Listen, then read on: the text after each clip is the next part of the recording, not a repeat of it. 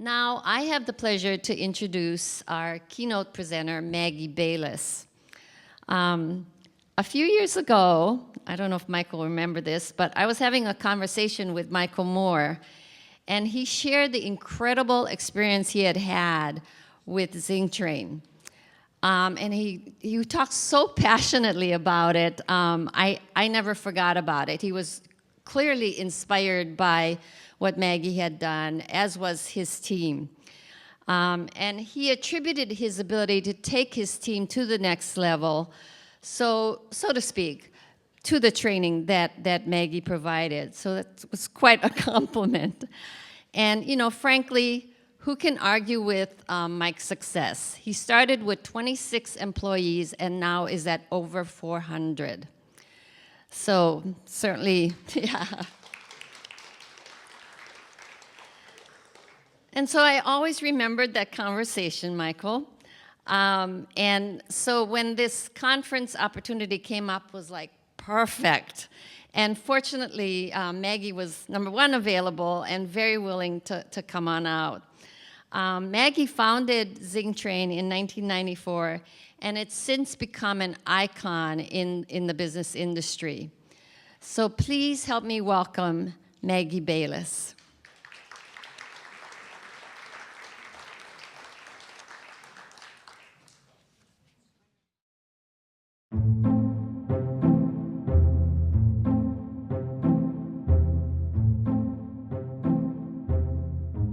It's not like a tangible thing, it's sort of just like a feeling, more or less.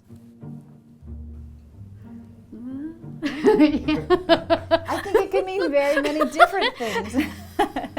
It kind of can morph into whatever you need it to be for, but it would never mean jerky. It would never mean jerky, no. I think it's a place where people eat.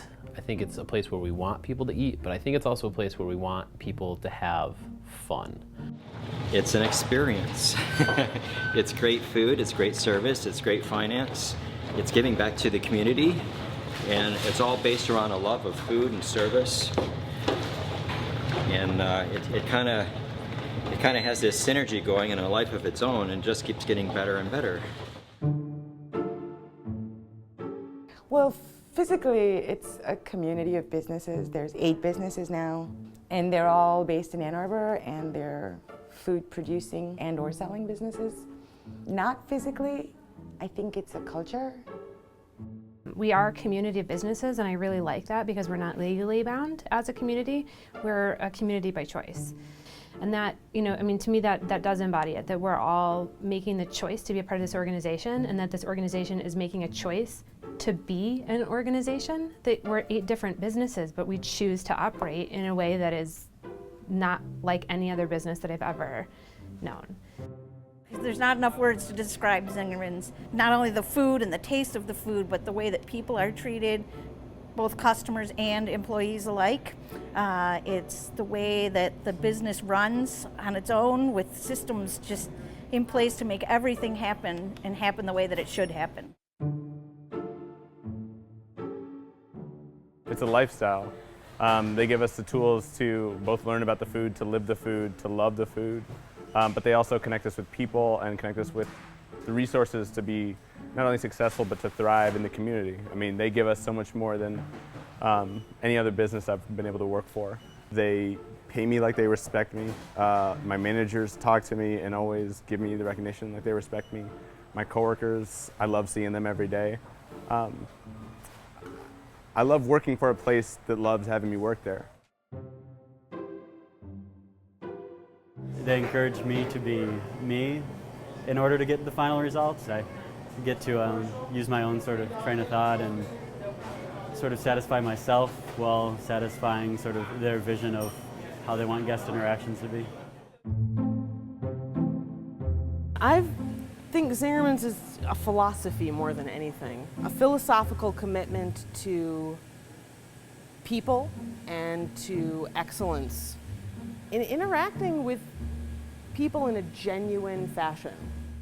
The philosophy is, you know, treat people really well, create clear expectations, model how you want people to behave, recognize and reward great performance, have an environment where people can grow and flourish, give them the tools that they need in order to do their jobs, and treat people like adults. The people that I work with, I feel like I come here and people really care about me as a person, that my boss doesn't, it's not this top-down management, and it's really them asking us, what can I do for you? And that's really a feeling that I feel every day that I come here. No matter what level of position you have here, we're all the same, we're all on the same team. As a leader, your role is to serve your staff and serve your coworkers and help each other rather than being the boss and giving orders and direction. We all help each other. There's smart people all around you, and if you don't listen to everybody's ideas and make it a culture in which people feel good about coming forth with their ideas, that you end up missing out on a lot of great things. It's a welcoming environment. Everyone is on your team. Like, they're rooting for you to be successful, and they set you up to be successful. To me, Zingerman's is opportunity. It gives me the chance to do the best I can do every day and really educate people on really giving great service and eating amazing food. And I get to impact a bunch of people during the holiday in a positive way, and I feel really proud of that. We all focus on different subcategories of food and making people feel good through food, but I think that's what the main idea is. For that vision to be successful, none of us can get there alone. It depends on us all getting there together. It's not only making this really amazing food, but it's creating an exceptional experience that people coming in the doors will just go, wow. So that's Zingerman's. It's not only the deli and then the businesses that have started from there, but it's an amazing experience.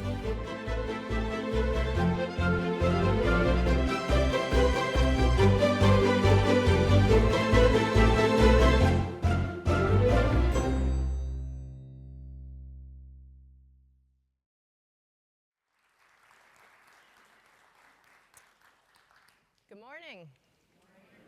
So I have a couple of questions for you. How many people here love change? So, excellent. Now, how many of you are like totally on the other side? You would just as soon everything kind of stayed the same. It's okay to admit it. It's okay to admit it. So how many of you would agree with this statement? You know, I really like change when it's my idea. Yeah? I think you should all raise your hands on that, because the truth is that when it's our idea, we don't think of it as change. We just think of it as, well, this is the right thing to do. And I think it's also really human to not want to have change imposed on us. However, change is inevitable. You know, as small business owners, you know that. Employees join your organizations, employees leave. You introduce new products and services. You get new equipment. Old equipment fails. Regulations change. Competitors come into the market. And as a small business owner, you know, I deal with all of those things also. And I will tell you that for me, change has always been kind of a struggle. And a couple of years ago, I decided I wanted to get better at managing it. And I did. And it has made a huge difference in how I feel about my business and my life. And I would really like to help you change the way you think about change as well. And to realize that being able to manage change well is a really powerful management tool that can help your business be more successful and help you enjoy it more. We can't avoid change, but we can we can choose how we react to it. Even those changes that aren't our idea. So to do that, I'm going to share with you 3 different philosophies or approaches or concepts about change that I have found really helpful. And I'm also going to take you through a major staffing change that's happening right now at ZingTrain, to kind of tell you how we're dealing with that. Does that sound okay? Yeah. Excellent. Before I do that, though, I just want to say how pleased I am to be here. It's really fun when you tell people on the mainland that you got invited to come to Maui to speak. They are, you know, you get a lot of, I don't know if it's credibility, but there's a lot of jealousy going on. And you know, we all like that a little bit. It really is, it is an honor to be here, to be kicking off the first ever Hawaii Small Business Conference. In a little bit, Michael Moore will be joining me up here, and we're going to talk more about change in organizations and in our organizations. And that will be followed by a variety of different speakers, all on topics that are really, I think, crucial for small businesses, you know, marketing and risk management. And then tomorrow, just a little pitch for the in-depth seminars. So those of you who think that, wow, I want more of the nitty-gritty on change management, my workshop is tomorrow at 1:15, and we'll be going into this in even more depth. So, why should you care? What is in it for you? I think that there are 3 key reasons to change the way you think about change that are really things that you can get out of it. So I think it's an opportunity to have greater engagement with and from the people in your organization. I also think that getting better at change is a way to improve organizational results and effectiveness. And ultimately, as managers, I mean, and as business owners, you know, that's what we're here to do. And I also believe that managing change effectively is a path towards personally experiencing less stress and more joy. As a small business owner, I know there's a lot of stress in the job. Finding and keeping the right employees, delivering consistently top-notch service, products, managing cash flow, profitability. Those are all really challenging. But in the 23 years since I started ZingTrain, which I can't believe it's been 23 years, I started it in my attic with just me, and now we're 11 full-time people and 3 part-time. I've really experienced a lot of joy, way more joy than I ever knew to expect when I was getting started. Building a business from scratch, working with really amazing clients like Ho'aloha, getting to see the insides of businesses from around the world, for me, that has been incredibly joyful. It has also become clearer and clearer to me that the better I get at managing change, the less I fear it, and quite honestly, I get annoyed about it. The more energy then I have to really notice and savor the parts of my business that I like. And I would like that increased joy for you as well. Maybe you don't have to wait like 23 years to figure that out. So change is a part of life and certainly a big part of business. I think it can be really tempting to think, oh, if we just wait till this calms down a little bit. Anybody ever thought that? Well, has it ever happened in your business? Because like in 23 years, I look back and I think there might have been a month now and then when, you know, nothing. And I'm not talking about catastrophes, I'm just talking about change. It's just, there's just constant change. So I think it is really true that the better we get at managing change, the more effective we'll be in terms of leading our organizations. Now, sometimes we as organizational leaders, we're proposing changes that we're really excited about. We think these are things that will take the organization to the next level. Those are the changes that we look forward to, right? Because they're our idea. Now, everybody else in our organization may not have that same enthusiasm in the beginning. But other times, even as the leaders and the owners of businesses, there are changes that we're not enthusiastic about. A strong competitor moves into our market. A valued long-term employee decides to leave. Government regulations change, and we need to change our systems in order to come into a compliance. In those instances, I think it can be harder to be an effective change leader because we have to first overcome our own resistance and our emotional reaction to the change. So I do think it is important, and I have really worked on stopping feeling like a victim. Ugh, I have to deal with this. And to start seeing change as the opportunity that it inevitably is. So at Zingerman's, we teach 12 natural laws of business, and one of them is success means you get better problems. Getting good at managing change doesn't mean that change will stop happening, but I think it does mean that you'll spend less time feeling like a victim and more time being able to look for the opportunities and take advantage of them that are the inevitable byproduct of change. So I promised you 3 change concepts that I found really helpful, and they are these: Bridges transition model, the effective change formula, and then what we call Zingerman's bottom line change recipe. And that's the piece that I'll be going into in more depth in the workshop tomorrow, but I'm going to cover all of them this morning. Now, my personal experience, and it was mine and what I see other people do, is that these tools are typically viewed by managers as ways to get other people on board with the changes that we want to make. And I think they're very useful for that.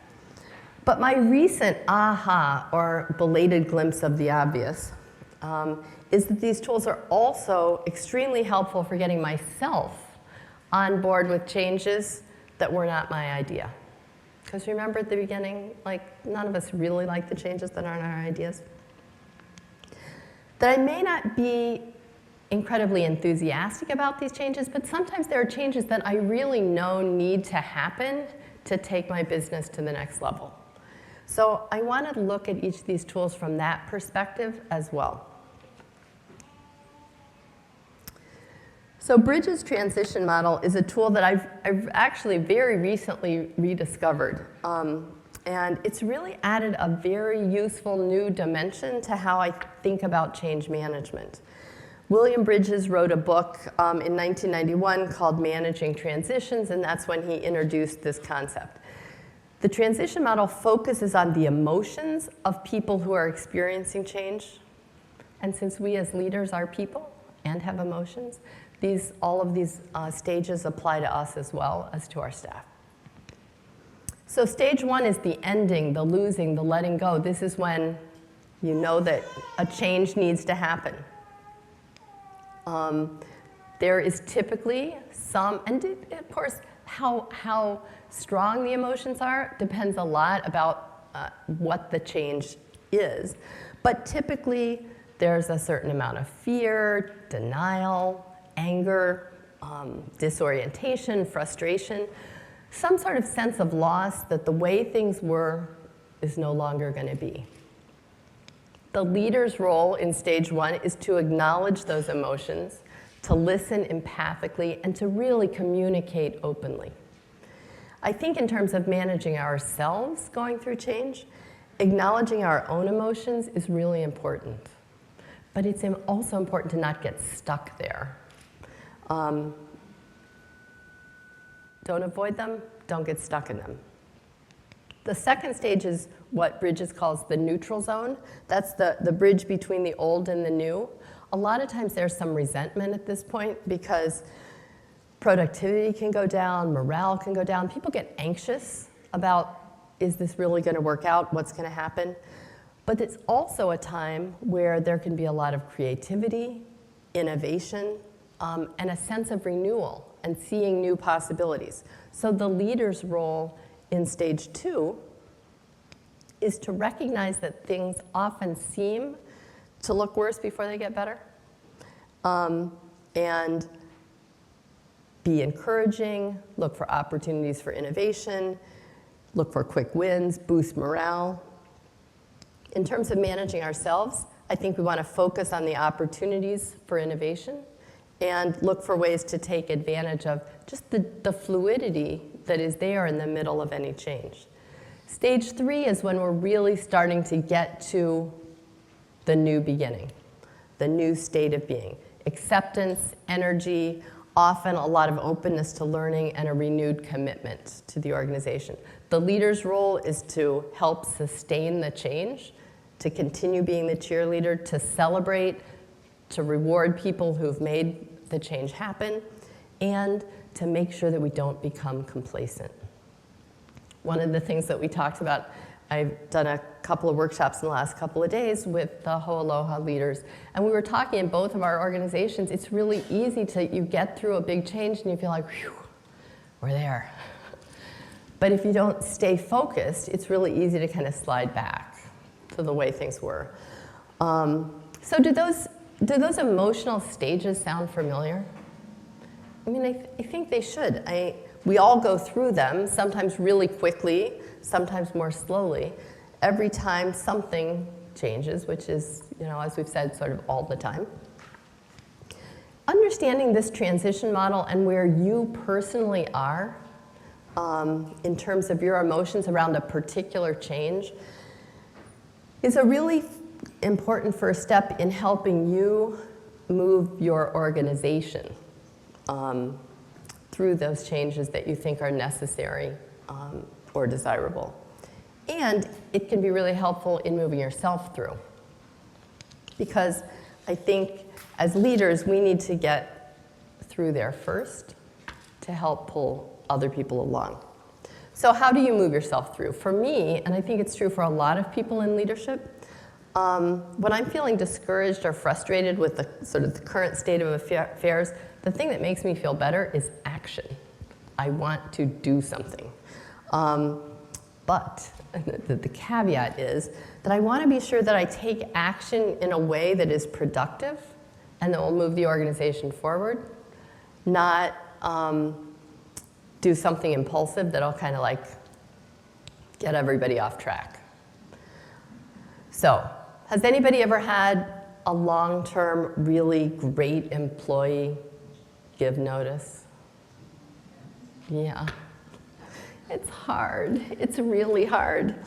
And back in February, ZingTrain's marketing manager, we actually call the position community builder, let me know that she was going to be moving back to India. It wasn't a total surprise. She's leaving in the middle of the summer, so she gave plenty of notice. And it wasn't a total surprise. I knew she'd been considering it, but quite honestly, I was not expecting it right then. And my initial reaction was that, well, it was the right decision for her, and I truly believe that it is, that it was a terrible decision for ZingTrain and for me personally.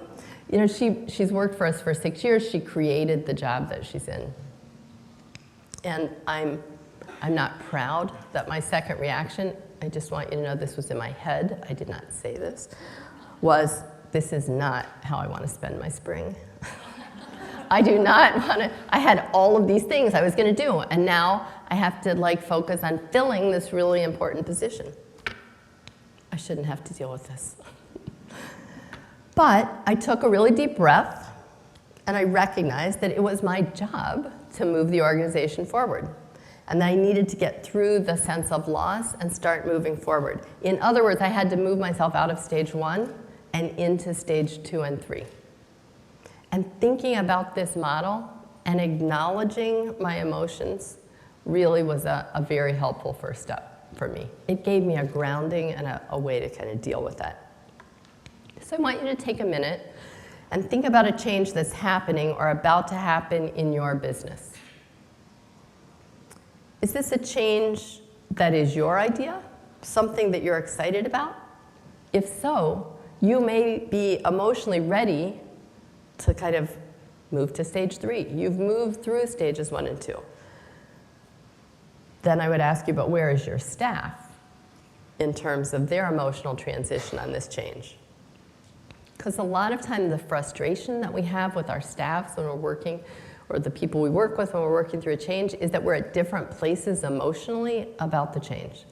And by the way, if you haven't told them about this change, they haven't started going through this yet, So when you tell them, they'll be at the very beginning, even if you are already at stage 3. So we'll talk more about that. If the change you're thinking about is a change that wasn't your idea, then where are you emotionally? Are you stuck in stage 1? Are you feeling like angry or fearful or in denial? Or have you moved forward to stages 2 or 3? As leaders, as I said, we need to move ourselves forward before we can expect others to follow. I think using Bridges' transition model to help you figure out where you and others are in the process is a really good first step in coming to terms with the change. Now, as I mentioned before, taking action helps me move into a more productive frame of mind. So as I start to shift my, I sort of feel like I know where I am emotionally, and I want to start thinking about taking action, I find it helpful to use this second tool that I want to share with you, the effective change formula. Rather than focusing on how people are feeling about the change, the effective change formula focuses on what conditions are necessary for effective change to occur. Now, I know when you look at that, you might think, I didn't think we were going to be in an algebra class, and we're not.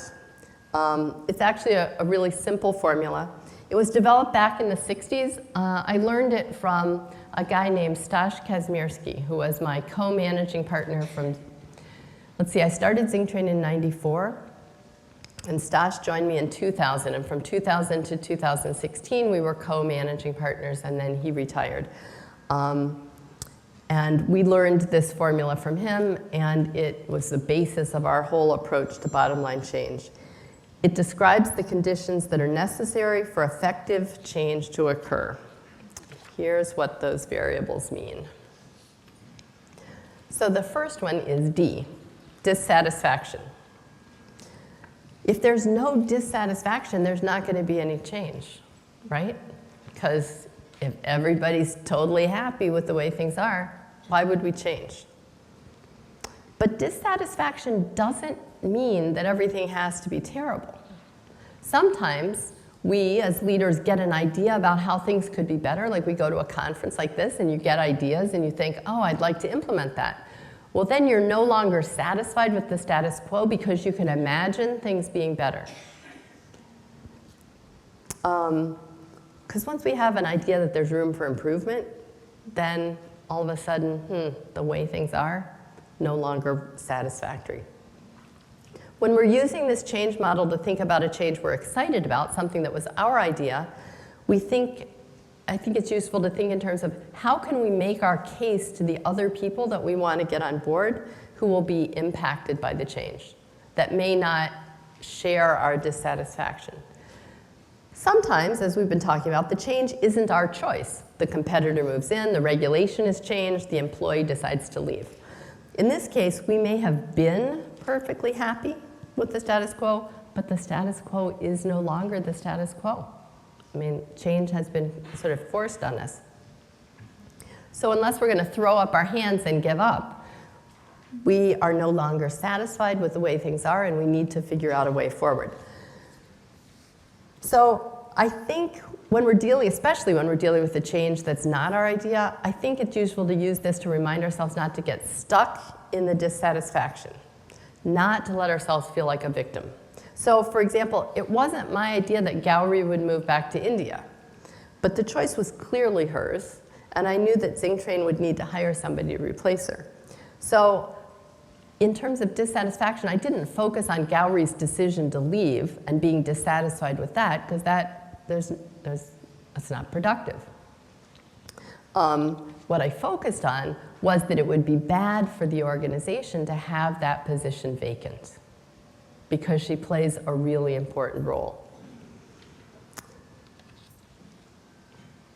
If you've got dissatisfaction, but no vision of what success would look like, you're also not going to move forward. You'll just all sit around and crab with each other. If no one has a vision for how things would be better, we just get stuck in that negative cycle. I have found that documenting an inspiring and strategically sound vision for how things will work once the change has been implemented is kind of the single biggest tool to help me get other people on board with where I want to go. To help people move out of stage 1 through stage 2 and into stage 3 of Bridges' model. And I think it's important to remember that a vision isn't the same as nirvana. If you're reacting to a change that you didn't choose, the vision is about how you successfully negotiated this change, how you come out on the other side, what you learn from it, how you get stronger as an organization.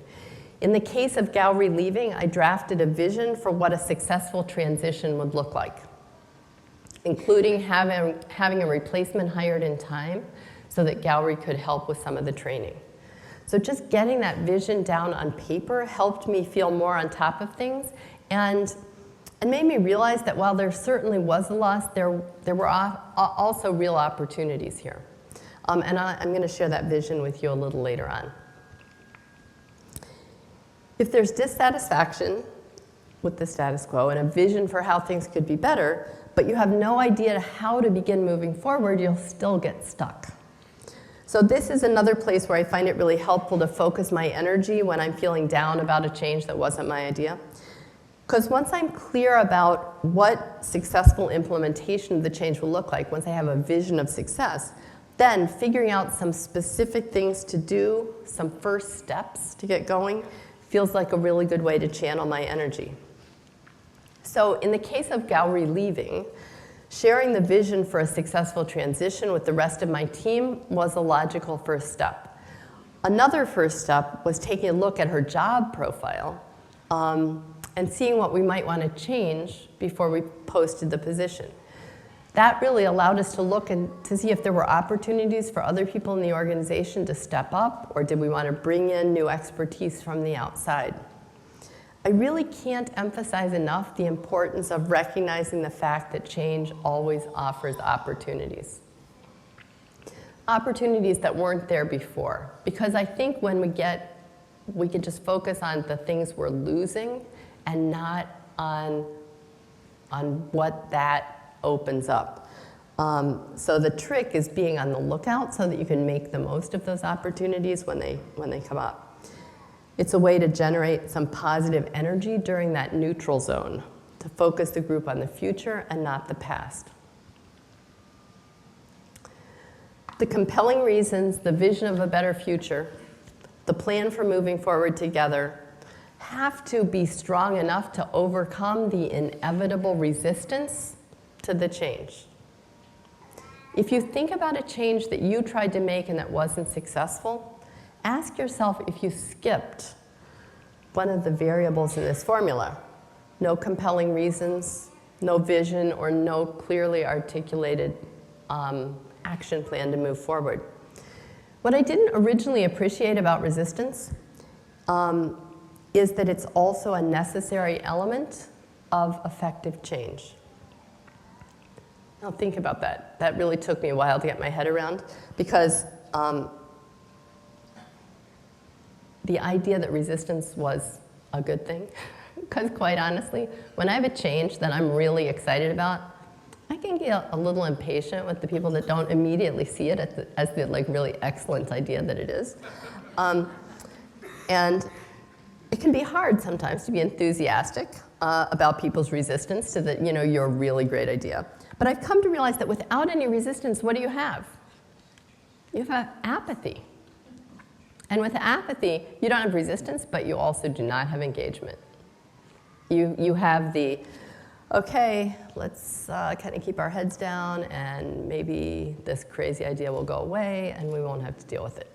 So engagement generates ideas and makes the change more likely to succeed. Because sometimes the resistance actually is for really legitimate reasons. People recognize things that are problematic about what's being proposed, and if they can raise them early on, you've got a chance to make changes in your vision of what success looked like and how to move forward. It also means that the change is more likely to stick because people are drawn into the process. Now, when we apply this change formula to ourselves, the resistance that we need to overcome is our own, right? So our tendency, perhaps, not saying this is true of you, but to be in denial that this problem, there's this problem that needs our attention, or to be sometimes so overcome with the stress of the situation that we become paralyzed. When we're totally stressed out, it's really unlikely that we're going to recognize the opportunities that the change offers. So, just to summarize, the strength of the dissatisfaction, the vision of success, and the first steps need to be enough to overcome the inevitable resistance to the change. As I said before, when Gallery told me she was leaving, my initial reaction was frustration and annoyance, I don't have time to deal with this. But it was also, quite honestly, fear. What if I can't replace her? She created the position she's in. We use a particular inbound marketing software. She is the only person in our team that really understands it. That is scary. Anybody else ever felt annoyed or fearful about a change? Yeah. So the resistance I needed to deal with first was my own. By thinking about and using this effective change formula, I knew that getting clear about both a vision of success and some first steps would help me get grounded so that I could focus on the opportunities. Now go back to that change that you were thinking about before. Can you picture what it would look like if the change were implemented successfully? And then can you think of one or two things that you could do to start moving towards that vision? As you're thinking about that change, think about where is the resistance going to come from? Or is it going to come from other people, or is it coming from you? Often it's a combination. I think that one of the biggest fears that we have as leaders is that we have to have all of the answers. I think the traditional view of leadership is that a really good leader is smart enough that they can always figure out the right thing to do in every situation. And I think that, for me, that makes it feel really overwhelming when I'm confronted with a situation that I'm not sure, how to handle. But I've come to believe that we really don't have to have all the answers or to do it all ourselves. Greater transparency and asking for help don't mean that you're abdicating responsibility or giving up your authority. I would argue, and actually research shows, that no one person has as good an understanding of a situation or of an organization as can be gained by accessing multiple points of view from around the organization or around the issue. There is strength in diversity of viewpoints. Zingerman's bottom line change recipe is the last tool that I want to share with you today. It's a process that helps you leverage the knowledge from all parts of your organization so that you can get that diversity of input. Now, our bottom line change recipe, or BLC, we abbreviate it to BLC recipe, is one of many change models that exist. One of the reasons I really like it, though, and I think it's particularly powerful, is that it addresses both that bridges transition model and the D times B times F greater than R formula. So it takes into account not only the elements necessary to make the change successful, but also the emotions of the people who need to work through that change in order to accept and actively embrace the new path forward. So this is what I'm going to be teaching in depth tomorrow afternoon. But I'm going to go over it quickly now, explaining how I'm using it to manage that change of Gallery leaving and our need to hire a new community builder, which I've been in a little bit of denial about while I've been here in Maui, but in fact, we really have to do. So as I go through this, notice how the recipe combines both of those two models that we've talked about before. So step number one is the why. Document clear and compelling reasons for the change. When you're doing this step, you're trying to build a sense of shared dissatisfaction. What's wrong with the status quo, or what could be better? Usually this step happens only in the change leader's head. We go over and over things trying to decide if we're going to make a change, but we don't share what we're thinking with other people. I think there's an opportunity here to acknowledge our own and others' emotions about the way things are or have been. So the compelling reasons that I wrote about Gowrie leaving and the need to hire someone new were pretty straightforward. She's decided to move back to India. She plays a really important role in Gowrie's day-to-day success, and we want to make sure nothing falls through the cracks before she leaves.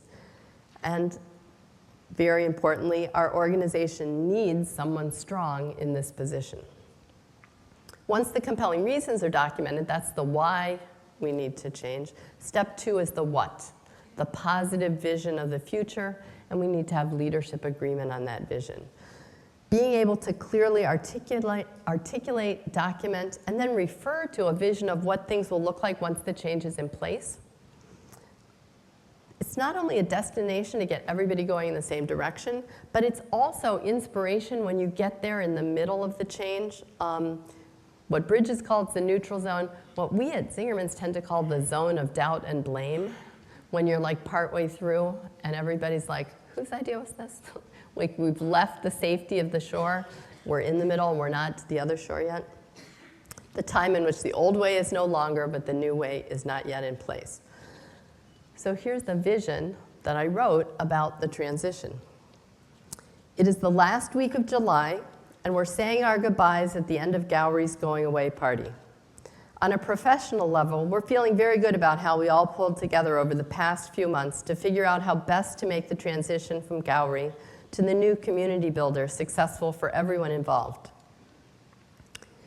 We thought carefully about how marketing fits with Zingerman's long-term vision. We have a vision to 2020, and redesigned the community builder job description accordingly.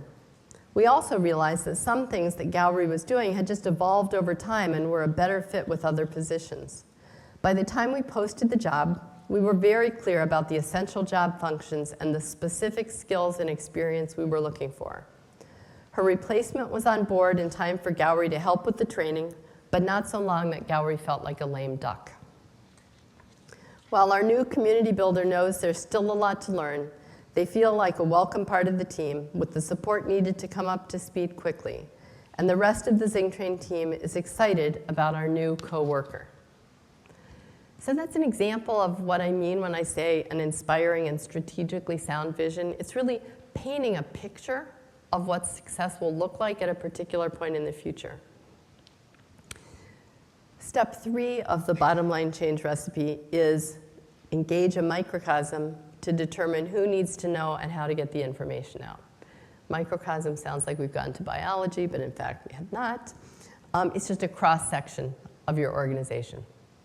You know, sort of different so that you get that variety of input that we talked about before. This opportunity to leverage the diversity in your organization by asking, how do we best get the word out about this change, and how should we let them know? Getting people involved in this way also gets them sort of,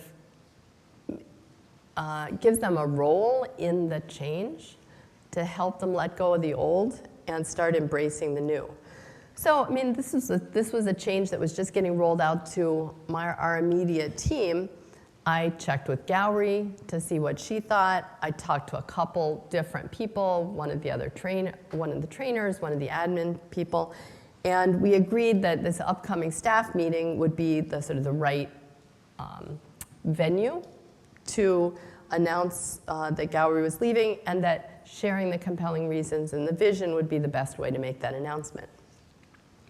One of the things that worked really well by doing that was that right from the get-go, just as they were hearing, which was to everybody on our team bad news, they were also hearing a vision about how it was going to be okay. So compelling reasons, a vision, and input on who needs to know. Then step 4 is that how. Telling everyone impacted about the change, basically following the microcosm's advice. And then this is a really important piece that gets missed a lot, having the people who are impacted help develop the action plan about how to make the change happen.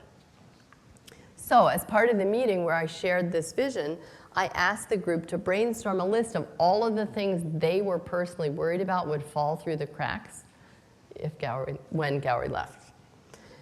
Doing that allowed people to express their worries. It also gave them a way to appreciate Gowrie, which was really very lovely. And it was very positive, and it was very useful. And I am keeping that list because I want to make sure that those things don't fall through the cracks.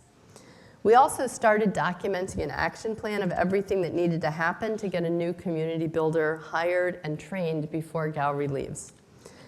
And as soon as we started doing that, the focus of the meeting shifted from the past to the future, from a place of disappointment to a place of optimism and new beginnings. And Gowrie was part of that.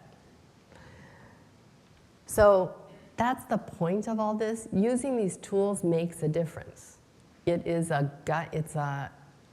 plan to get you through what can be really tough changes. The final step of bottom line change is the do. That's implementing the change. It's following the action plan that has been developed. As the leader, we want to emphasize the opportunities and continue to build energy, and then adjust as needed and celebrate success as we go along. So I said, although I've had a little break from it while I'm here on Maui, we're right in the middle of this action plan. The job posting went up last Friday, right before I left. And when I get home, I'm hoping that I'm going to have a bunch of really great applications and candidates to review. It'll be up for another week. When we use the bottom line change model successfully, it helps everyone involved in the change move through the transitions at more or less the same rate. Not perfectly, because people are different, but it keeps the whole group more in sync with each other. When you get your team engaged early in the process and provide multiple opportunities for input, I think people are much more likely to understand the reasons for the change, to be aware of the options that have been considered, and to be enthusiastic about the opportunities that the change offers. Likewise, when you get more diverse input from around the organization, it's much more likely that potential pitfalls can be avoided, and I think it increases the likelihood that the change will be effective. Last, and really by no means least, if you choose to embrace change instead of dreading it, you have the opportunity to learn and practice, and I'm hoping eventually master. I'm not to master yet, but I know I've seen improvement. This is this essential leadership skill. And in the process, you'll decrease the stress that comes from the unknown and increase the likelihood of finding joy in your work. So over the course of the next day and a half, you're going to be exposed to many new ideas about marketing, about tax planning, about customer service. You're going to leave this conference with many, many new ideas. And some of those ideas I think you're going to be really excited about implementing.